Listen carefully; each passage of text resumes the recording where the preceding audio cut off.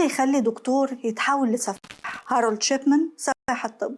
الحكاية بتبدأ في 24 يونيو سنة 98 لما محامية في مدينة مانشستر في انجلترا بتكتشف ان والدتها كاثرين جروندي اللي توفت فجأة كانت كاتبة في وصيتها 400,000 جنيه استرليني للدكتور بتاعها دكتور هارولد شيبمان، مواليد سنة 46 في مدينة نوتنغهام في انجلترا، اللي كان في طفولته متعلق بوالدته بشكل مرضي، زي ما يكون كان قلبه حاسس وقتها انها هتتوفى بسرطان الرئة وهو يدوب سنه 17 سنة، عشان بعدها يصمم انه يدخل كلية الطب اللي اتخرج منها سنة 70، وبعد كام سنة يشتغل في مستشفى في مقاطعة لانكشاير، لكن سنة 75 يتوقف عن مزاولة المهنة بسبب إدمانه مادة البيتايدين، ودي عبارة عن مسكن أفيوني كان بيكتبه للمرضى. وفي 77 يخرج من مركز تأهيل مدمني المخدرات ويرجع للشغل في مستشفى في مانشستر ويفتح بعدها عيادته الخاصة، واللي منها تبتدي حكاية الوصية اللي كتبتها كاثرين جروندي واللي اكتشفت بنتها إنها مزورة بالكامل. هنا الشكوك زادت حوالين وفاة كاثرين،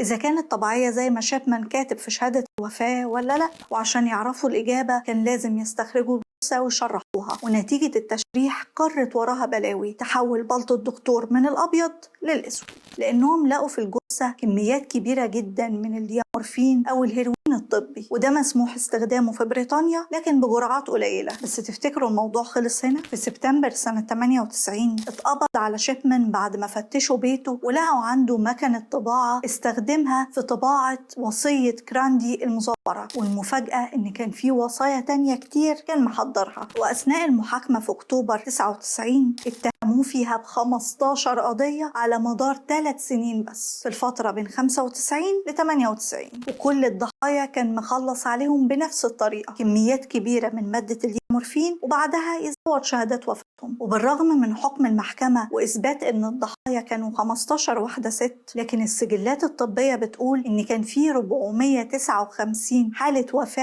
لمرضى كانوا تحت رعايته، والشرطة بتقول إن شيبمان خلص على 250 شخص منهم على الأقل.